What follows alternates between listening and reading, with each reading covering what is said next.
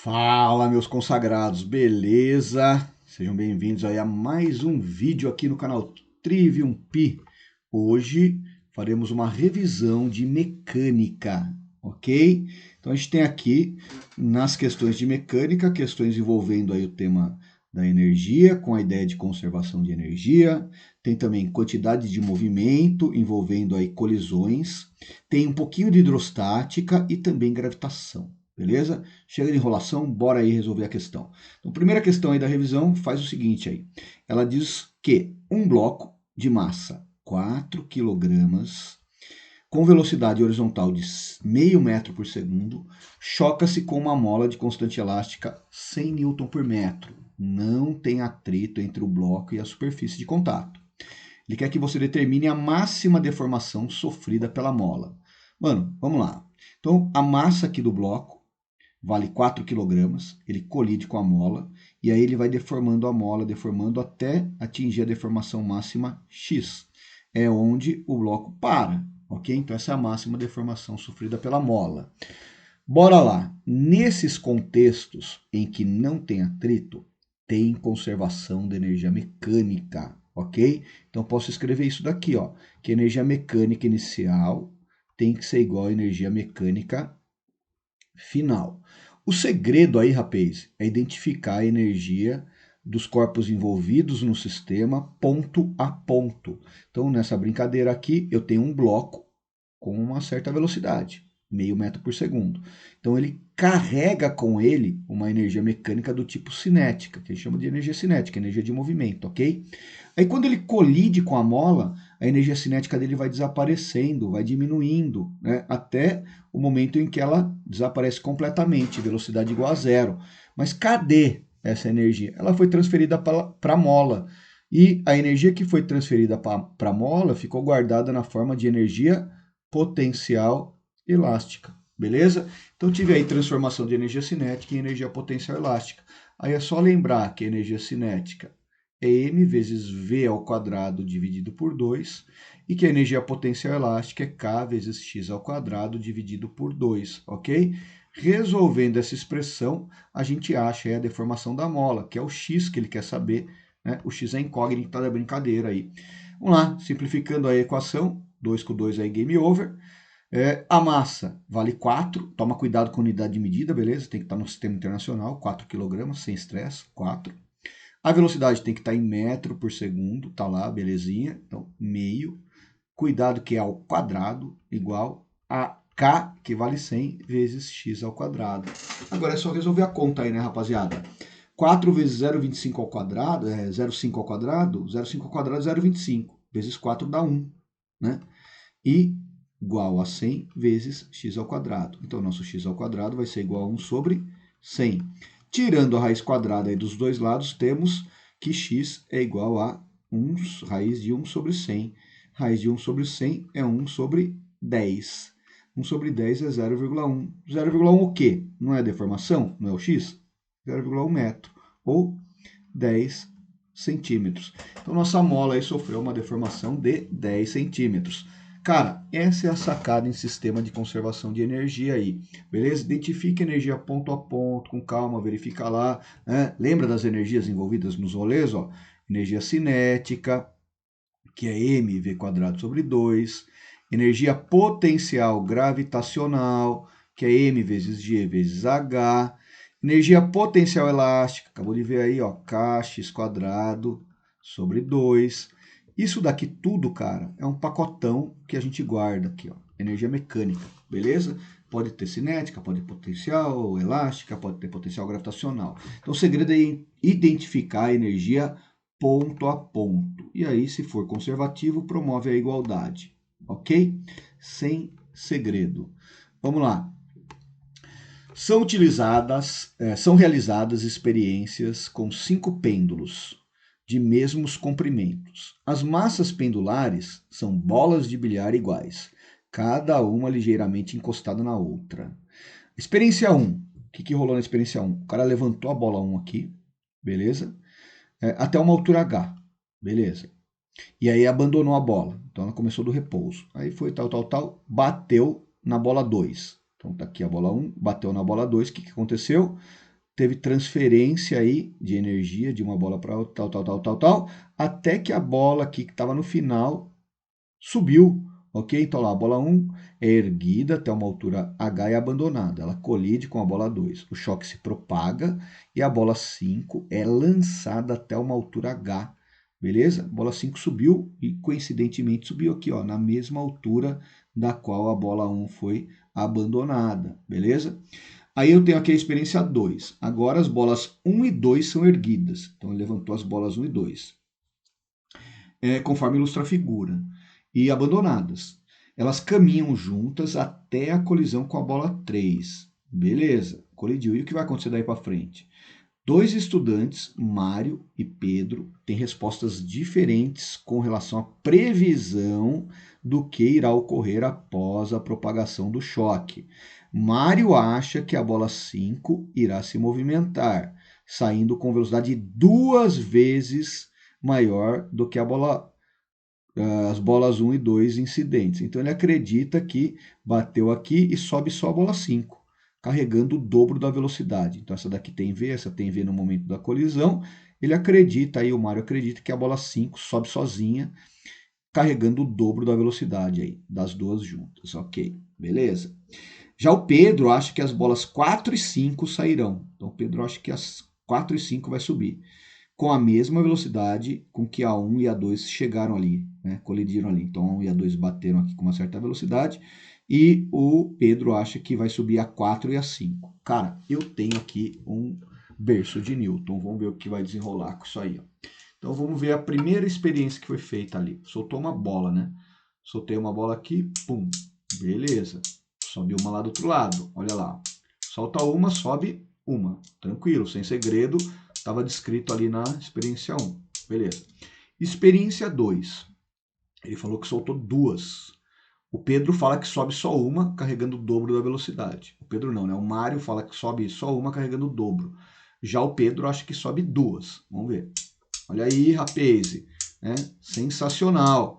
De novo, de novo, de novo. Você não está acreditando? Olha isso, que doido. Soltei duas aqui, ó. Pá. Bateu ali e subiram quantas? Duas. Né?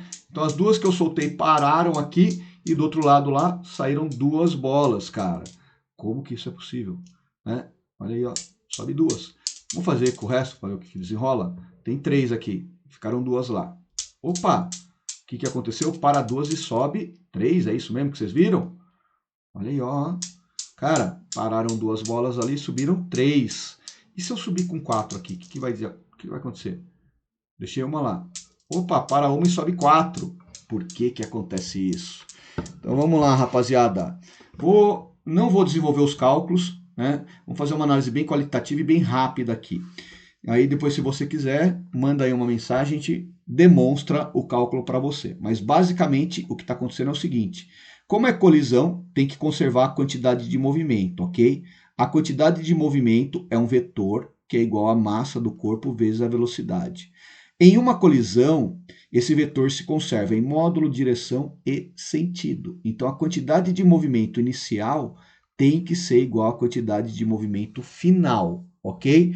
Então, a quantidade de movimento que a bola, que foi abandonada aqui, tinha no início, no momento ali da colisão, tal, vai se conservar e ela foi transferida para outra bola aqui, ó, que é a 5 que subiu, ok? A gente conservou a quantidade de movimento. Como é uma colisão perfeitamente elástica, mas cara, como é que você sabe disso? É porque abandonou aqui de uma altura H e subiu até uma altura H lá do outro lado. Isso está indicando para a gente que conservou a energia mecânica do sistema, beleza? Então, se conservou a energia mecânica do sistema, ok? Eu tenho aí uma ideia de conservação da energia cinética. A energia cinética com que a bola bateu aqui foi transferida no sistema e subiu lá do outro lado. Não é? Então, a energia cinética inicial, que é a mecânica que a gente acabou de ver anteriormente ali e tal, vai se conservar. Então, a energia cinética inicial vai ser igual à final. E pelo fato de conservar simultaneamente a energia cinética e a quantidade de movimento, ao invés de sair uma única bola aqui carregando a velocidade das duas juntas, obrigatoriamente acaba saindo duas bolas, considerando que todas têm a mesma massa, né? Esse é o cenário. Então, sai duas bolinhas aqui carregando a energia das outras duas que colidiram aqui, cara, né? Além disso, carrega também a quantidade de movimento. Então, só acontece isso, cara, porque tem que conservar a energia ao mesmo tempo em que conserva a quantidade de movimento.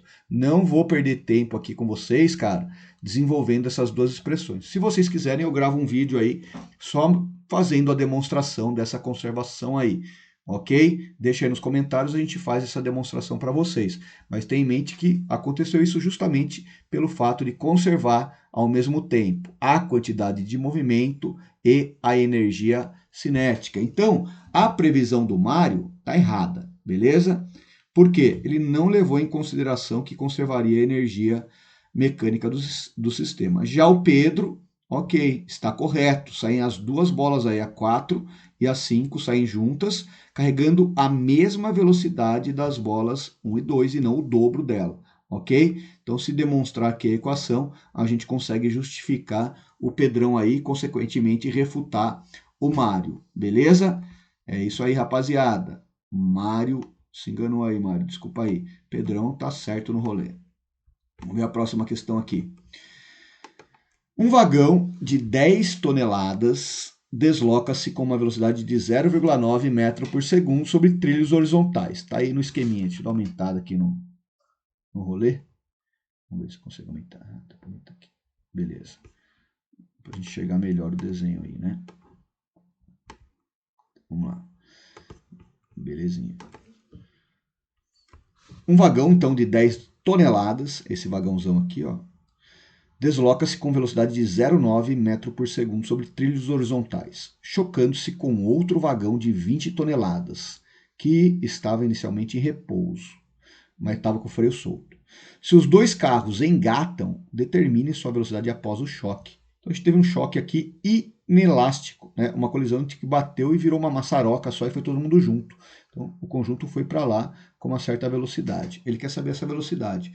Cara, é colisão, então é suave, é uma colisão unidimensional, quantidade de movimento inicial igual a quantidade de movimento final, beleza? No início, só esse vagão aqui estava em movimento, então é a massa dele, 10.000 quilogramas, 10 a quarta quilogramas, vezes a velocidade dele, que é 0,9. No final, virou uma maçaroca só de 30.000 quilogramas, não é? Então, 3 vezes 10 a quarta quilogramas, vezes a velocidade da maçaroca toda, isso você quer saber, ok? 10 a quarta dividido por 10 a quarta dá 1, ficou aí 1V igual a 0,9 dividido por 3. Então, eu tenho aqui 0,3 metros por segundo. Então, essa maçaroca toda aí, depois da colisão, saiu de rolê aí com uma velocidade de 0,3 metros por segundo, beleza? Clássico aí de colisão, então é só promover aí a igualdade entre a quantidade de movimento do início e do fim, ok? Outra situação em que conserva a quantidade de movimento também, que você tem que se ligar, são as explosões e decaimentos radioativos. Nesse caso aqui da questão 4, a gente vai ter uma explosão aí, ó. Um canhão de artilharia horizontal de massa M dispara uma bala de massa M sobre 500. Então a massa da bala é 500 vezes menor do que a massa do canhão, que sai da peça aí de artilharia, do canhão, né, com uma velocidade de 300 metros por segundo. Admita a velocidade da bala constante no interior do canhão. E aí ele quer que determine a velocidade de recuo do canhão. Então, vou fazer um esqueminha aqui mais ou menos para vocês. Ó. Imagina que você tem o canhão aí e tal, né? Peça de artilharia, rodinha aqui e tal, no chão, pá. E aí, tacou fogo lá tal. E aí explodiu, pum. E a bala saiu. Né? A bala saiu de rolê. Aí, o que aconteceu? O canhão foi obrigado a recuar, beleza? Enquanto a bala aqui foi embora com uma velocidade de 300 metros por segundo. Vamos colocar um referencial aqui para a direita como sendo positivo e analisar o que desenrolou aí. Então, é conservação, né, de quantidade de movimento. O Q inicial é igual ao Q final, é uma explosão, conserva aí o módulo, a direção, o sentido do vetor, quantidade de movimento. No início estava todo mundo parado, então a velocidade é zero, portanto a quantidade de movimento dos dois, aí bala e canhão é zero, e aí explode, bum, a bala sai com uma velocidade, então ela carrega lá uma quantidade de movimento que é igual à massa dela, né? E a massa dela é m sobre 500, vezes a velocidade dela, que é 300. E o canhão carrega a quantidade de movimento dele, que é a massa dele vezes a velocidade que você quer descobrir, ok? Vamos desenvolver esse cálculo aí, ó. 300 dividido por 500 dá 0,6. Vou trocar de lado na expressão, fica menos 0,6 e tem o m lá, né? Menos 0,6m igual a m vezes v. Dividi os dois lados da expressão por m e encontrei aí, então, um v igual a menos 0,6 metros por segundo. Ou seja, esse menos está contrário ao referencial. Então, isso daí mostra que o nosso canhão foi para trás com uma velocidade de módulo 0,6 metro por segundo. Tranquilo, né? Questão detonada. Bora para a próxima aí. Agora ficou muito grande aqui. Vou dar uma diminuída. Aí. O elevador de um prédio em construção é capaz de movimentar uma carga de 1.200 kg até uma altura de 20 metros. A DOT G igual a 10 metros por segundo ao quadrado. Determine o trabalho realizado pela força peso, trabalho da força peso, ok, sobre a carga durante a descida até o solo. Então, a carga está lá, 20 metros de altura e ela vai descer, beleza? O que eu tenho que pensar aqui, cara? Ela está descendo, é a força peso que está puxando ela para baixo aí, ok? E ela vai descer até o nível do solo aqui, percorrendo uma distância de 20 metros. Muito bem. Eu tenho que lembrar, cara, que o trabalho da força-peso, ele não depende do caminho que o corpo vai descrever para sair da posição inicial e chegar até a final. O trabalho da força-peso é o trabalho de uma força de natureza conservativa. Ele depende só da variação de energia potencial do corpo, que nesse caso é potencial gravitacional, né? Então, mgh. Aí eu escrevo aqui mais ou menos mgh. Por que mais ou menos mgh? Porque quando o corpo estiver subindo, o peso está contra. Então, ele faz um trabalho resistente. Aí seria negativo. E quando o corpo está descendo, o trabalho é a favor do movimento. Aí seria positivo. Nesse caso, está descendo, então a gente vai usar o sinal positivo, ok? Positivo quando desce, tranquilo? E negativo quando sobe, que é contrário ao rolê. Então, o trabalho aí motor de mgh. Massa do bloco, 1.200. Gravidade 10 e altura 20. Só fazer a continha aí, né? 2 vezes 12, 24. E a gente tem aqui 1, 2, 3, 4 zeros. 1, 2, 3, 4 zeros aí. Isso dá um valor de 240 mil joules. Aí é comum, aí é usual, né, usar a notação científica. Opa, 2,4 vezes, olha lá, 1, 2, 3, 4, 5. Então, 2,4 vezes 10 elevado à quinta joule. Ok? Suave aí, tranquilo? Bora para a próxima aí. O que a gente tem aqui? Opa! Um bloco. Deixa eu colocar em cima aqui, será que dá? Acho que dá, hein? Aí. Beleza, muito para cima. Aí. Um bloco de massa 10 kg. Precisa diminuir, né? Tá meio esquisito. Um bloco de massa 10 kg movimenta-se em linha reta sobre uma mesa lisa em posição horizontal, sob a ação de uma força variável que atua na mesma direção do movimento, conforme o gráfico que está aí. Beleza. Determine o trabalho realizado pela força quando o bloco se desloca da origem até a posição 6 metros. Então, a força variou ao longo do deslocamento, né? A gente tem aqui um gráfico da força pelo deslocamento. Na posição 0, a força era 0 e foi aumentando, aumentando, ficou constante, depois foi diminuindo, diminuindo, ficou contra o movimento, tal. Foi aumentando de novo aqui, pá, e o corpo parou na posição, a força desapareceu aqui, na verdade, no x igual a 5 e desapareceu até o 6, né?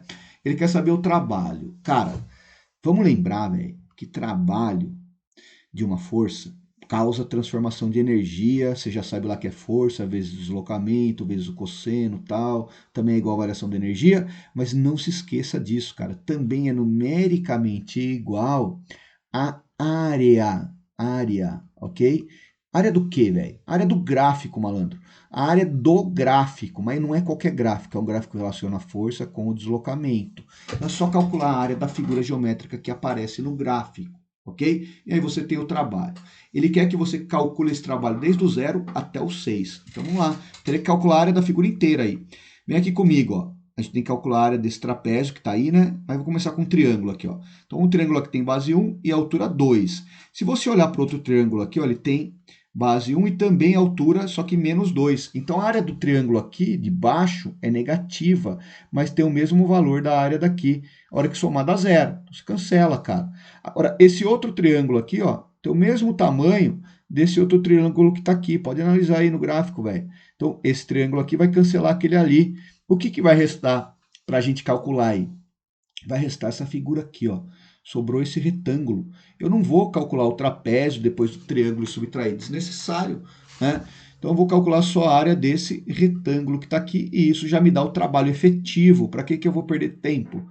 Então o trabalho desse F é a área aqui, que é a base, que mede do 1 até o 2, dá 1, vezes a altura aqui, que mede 2. Então 1 vezes 2 e game over. 1 vezes 2 dá 2. Portanto, o nosso trabalho aí é de 2 joules, ok? Esse corpo experimentou aí um trabalho de 2 joules. Bora lá na sequência aqui. E a gente tem aqui um bloco, um corpo, né? Desculpa aí, um corpo de 10 quilogramas, movimenta-se com velocidade de 15 metros por segundo.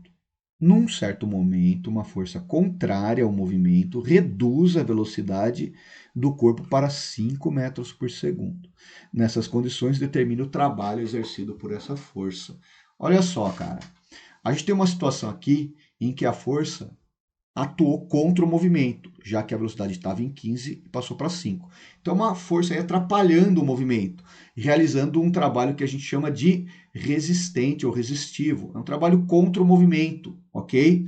Esse trabalho, ele vai ser negativo, ele atrapalha o movimento, é um trabalho negativo. Igual o peso lá, lembra? Quando sobe, o trabalho é negativo, quando desce, o trabalho é positivo. Então, a gente tem aí um trabalho resistente, atrapalhando o movimento, que causou uma redução na velocidade e, portanto, uma redução na energia cinética do corpo. Aí eu uso a definição de trabalho de uma força como sendo a mudança da energia do corpo. Nesse caso, foi uma mudança na energia cinética, ok? Então eu penso aqui no trabalho da força resultante no corpo. Tranquilíssimo, né? Desse jeitinho mesmo.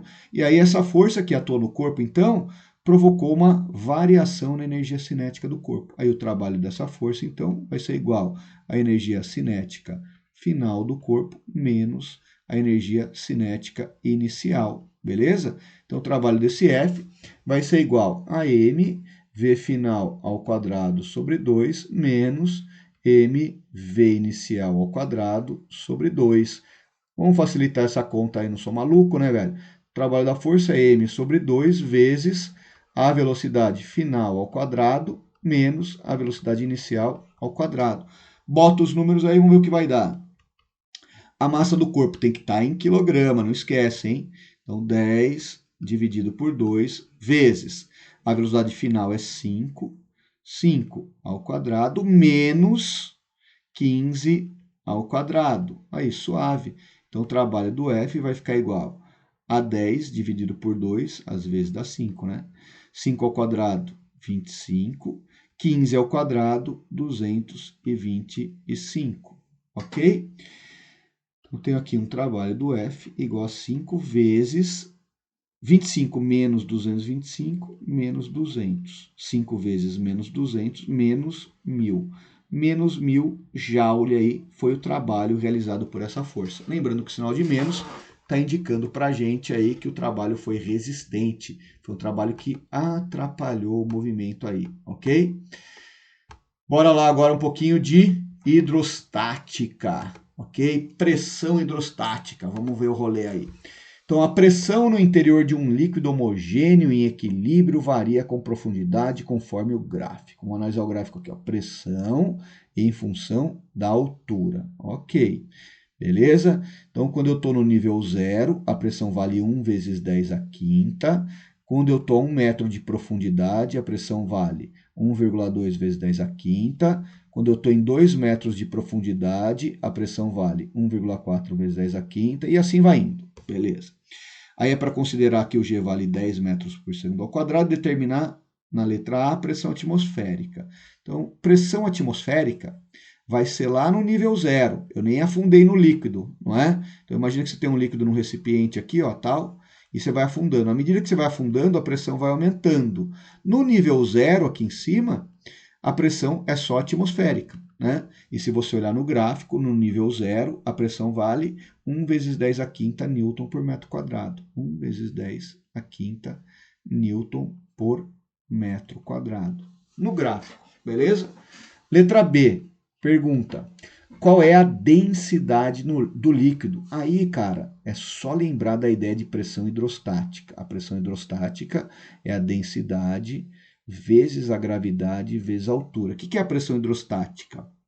É a pressão exercida por uma coluna líquida. Então, nesse gráfico aí, ó, se eu pensar aqui que eu desci no líquido até uma profundidade de 1 metro, ok? Desci até 1 metro aqui, ó, a pressão foi para 1,2 vezes 10 a quinta. Então, a pressão nesse ponto aqui, ó, é total, né? Que vale 1,2 vezes 10 elevado à quinta newton por metro quadrado aí. Só que a pressão aqui em cima, a pressão atmosférica, era quanto? 1 vezes 10 a quinta newton por metro quadrado aí e tal. Ou seja, daqui para cá, teve um acréscimo de 0,2 vezes 10 a quinta. Anote aí, era 1, passou para 1,2. Então, quem que acrescentou esse 0,2 vezes 10 a quinta? A coluna de líquido que estava em cima, ok? Então, essa é a pressão hidrostática. Portanto, a nossa pressão hidrostática aí foi esse acréscimo de 0,2 vezes 10 elevado à quinta. Isso vai ser igual à densidade que eu quero descobrir, vezes a gravidade que vale 10, e a profundidade considerada foi 1. Mas eu posso pegar o 2, o 3? Pode, vai dar a mesma conta, cara. Você vai chegar no mesmo resultado final aqui. Agora é só fazer a continha aí. Então, o nosso D vai ser 0,2 vezes 10 a quinta dividido por 10. Ó. Se 10 simplificar com aquele ali, dá 0,2 vezes 10 elevado à quarta, certo?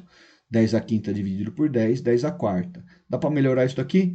2 vezes 10 elevado à terceira, como é densidade, aí, ó, sistema internacional, quilograma por metro cúbico, ok? Então, essa daí é a densidade desse líquido, game over. Na letra C, ele quer saber qual é o valor da pressão hidrostática e também da pressão total, num ponto situado a 5 metros de profundidade. Beleza? Então, vamos lá. Calcular a pressão hidrostática a 5 metros de profundidade. A densidade a gente já calculou aí, ok? Densidade, gravidade e altura. A densidade a gente já tem, vale 2 vezes 10 ao cubo. A gravidade vale 10 e a profundidade é de 5 metros. Então, 2 vezes 5 dá 10, 10 vezes 10, 10 ao quadrado, vezes 10 à terceira, 10 à quinta. Então, 10 à quinta newton por metro quadrado é a pressão hidrostática. O que seria a pressão total? A soma, né, da pressão hidrostática mais a pressão atmosférica. Então, a pressão total aí seria a hidrostática, que a gente calculou aí, 10 à quinta, mais a pressão atmosférica, que a gente já tem lá no item A, que é 10 à quinta também.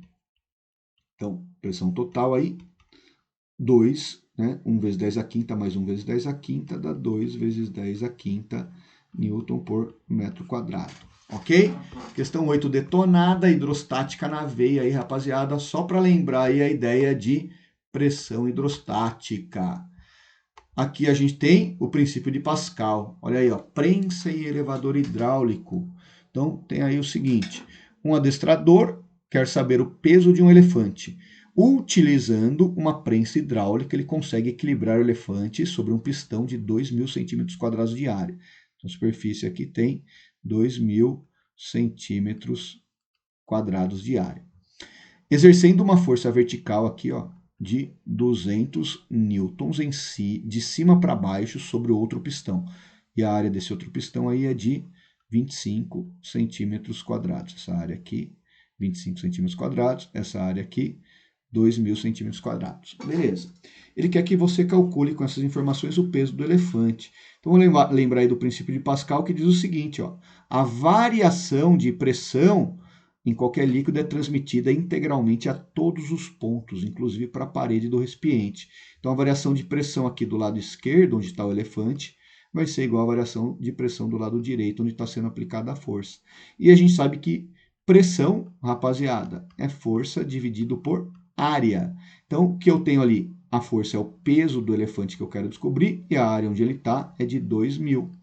Isso é igual à força que está lá do outro lado, que vale 200, dividido pela área que está do outro lado, que vale 25, ok? 200 por 25, às vezes dá 8. 8 vezes 2.000 dá 16.000. Então, o nosso elefante tem um peso de 16.000 newtons, ok? Não confunda com massa. Se a gente considerar uma gravidade como sendo 10, a massa desse elefante seria de 1.600 quilogramas, ok? Mas ele quer o peso do elefante aí, 16.000 newtons. Vamos ver a próxima questão. Tabelinha, pá, parada de gravitação aí, né? Então, vamos ver, ó. Tabela a seguir resume alguns dados importantes sobre os satélites de Júpiter. Que satélites são esses? Aqueles lá que foram observados por Galileu, né? Então, Ió, Europa, Ganimedes e Calisto são as luas de Galileu aí que orbitam Júpiter, observadas com a luneta do Galileu, lá no passado bem distante, né? Lá pertinho do século 17, por aí. Então, a gente tem aqui Ió, que é uma das luas de Júpiter. Ela tem aqui um diâmetro tal, uma distância média ao centro de Júpiter tal e um período orbital em dias terrestres de 1,8. 1,8 dia, Ió dá uma volta. Europa, 3,6 dias, Ganymede, 7,2 e Calisto, 16,7. Beleza. Ao observar os satélites de Júpiter pela primeira vez, Galileu fez diversas anotações e tirou importantes conclusões sobre a estrutura do nosso universo. A figura abaixo reproduz uma anotação do Galileu referente a Júpiter e seus satélites. Olha aí, ó, beleza. Né? Foi isso aí que o Galileu observou, desenhou ali, representou na figurinha dele. Aí, de acordo com essa representação e os dados da tabela, os pontos indicados por 1, 2 e 3 e 4 né, correspondem respectivamente a parará. Aí é o seguinte, rapaziada. A questão aqui só para analisar aqui os valores, né? A gente sabe que quanto mais próximo do objeto central aqui, ó, o corpo se encontra, menos tempo ele demora para dar uma volta, né? Então, tá na cara que Ó demorou 1,8 dias, então esse é o cara mais perto, isso daqui é Ió, certo? Na sequência, você tem aqui esse cara mais perto, seria Europa, 3,6 dias, beleza? Europa. Depois, aqui entre 1 e o 4, o 1 está mais perto do que o 4. Então, o 1 aqui, o número 1, né, seria Ganimedes. Ganimedes, beleza. E o mais afastado aqui, que está representado pelo número 4, seria Calisto, né? Aí ele pede para a gente, de acordo com essa representação, nomear aí os pontos 1 e 2 e 3 e 4, respectivamente. Então, o 1 aqui é Ganimedes, aí já eliminou todo mundo, né? Ganimedes, o 2 Ió, o 3 Europa e o 4 Calisto. Tranquilo, questãozinha suave. Mas está aí para a gente lembrar que isso daí só foi possível de determinar esses valores graças às leis de Kepler. Vamos dar uma lembrada aqui nas leis de Kepler bem rápido. Então, a gente tem a primeira lei de Kepler, ela diz o seguinte, cara, é a famosa lei das órbitas, né? Primeira lei é a lei das órbitas, ok? A lei das órbitas, ela aparece lá no ano de 1608, depois de 8 anos que o Kepler tinha ido atrapalhar lá com o Tycho Brahe para fazer observação do céu e tal. Então ele vem com a primeira lei aí, que é a lei das órbitas, que diz o seguinte, que a órbita dos planetas em torno do Sol, aqui está o Sol tal, ela é elíptica, ok? O Sol ele vai ocupar um dos focos da elipse. Então, a órbita dos planetas em torno do Sol descreve uma trajetória elíptica e o Sol vai ocupar um dos focos da elipse. Esse pontinho aqui, ó, que está mais perto do Sol, ele tem um nome, chama periélio, ok? Periélio. E o ponto mais afastado do Sol, lá mais longe, chama afélio, beleza? Afélio é o ponto mais afastado, olha que coincidência. Afastado começa com A, afélio também. Periélio começa com P e próximo também. No ponto mais próximo, que é o periélio, os planetas vão ter a velocidade máxima. Então aqui ele viaja muito rápido, né? O ponto mais próximo do Sol é o ponto de velocidade máxima, é onde a velocidade do planeta vai ser a maior possível. E no ponto mais distante é o lugar onde a velocidade vai ser mínima, vai ser a menor possível, ok? Essa é a ideia aí das órbitas. Quando o planeta está vindo para cá, ó, né, do afélio para o periélio, a velocidade vai aumentando até que ele atinge o máximo aqui. Então, nesse trajeto, eu tenho aqui um movimento acelerado, ok? Aí ele passa pelo periélio e vai embora de novo até passar lá pelo afélio. Então, daqui, nesse trajeto, você vai ter um movimento que é retardado, ok? A velocidade vai diminuindo, diminuindo, diminuindo, diminuindo, atinge o valor mínimo aqui. Aí começa a aumentar, aumentar, aumentar e atinge o valor máximo lá. Bom, o Kepler não sabia explicar por que acontecia isso. Aí a gente vai ter que estudar a teoria universal da gravitação do tio Newton, Newton na veia, para compreender esse rolê aí mais para frente. Aí depois na sequência você tem aí a segunda lei. A segunda lei é a famosa lei das áreas, ok?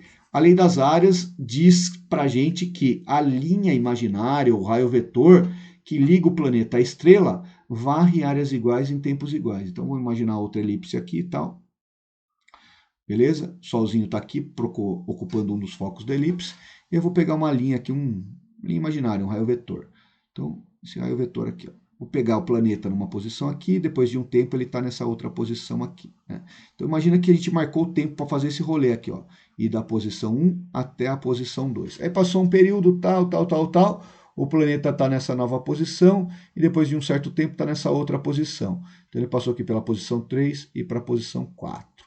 Aí o Kepler descobriu que, né, analisando os números coletados lá junto com o Tycho Brahe, que se o planeta gastasse o mesmo tempo para vir de 3 para 4 e de 1 para 2, essa área aqui, ó, seria igualzinha a essa área aqui. Então, se o tempo gasto para percorrer a linha ali, que vai do 1 até o 2, for igual ao tempo gasto para percorrer a linha que vai do 3 até o 4, essa área aqui, ó, vou chamar de área 1, ok? Essa área aí seria igual a essa outra área aqui que eu vou chamar de área 2. Então, as áreas aqui seriam iguais, beleza? A área 1 seria igual à área 2, se essa condição fosse satisfeita. Olha que maluco, né? Então, áreas iguais em tempos iguais. Consequência disso, a velocidade orbital do planeta não é constante, ela varia ao longo do tempo. Porém, dá para criar uma constante aí chamada de velocidade areolar. A velocidade com que varre as áreas é constante, mas a velocidade de translação do planeta não é. Ó, que doido. E por fim, né, as duas leis aqui apareceram em 1608, cara. Putz, a última lei, a terceira lei de Kepler, também chamada de lei dos períodos ou lei harmônica, né, lei dos períodos, lei harmônica e tal, ela apareceu em 1618.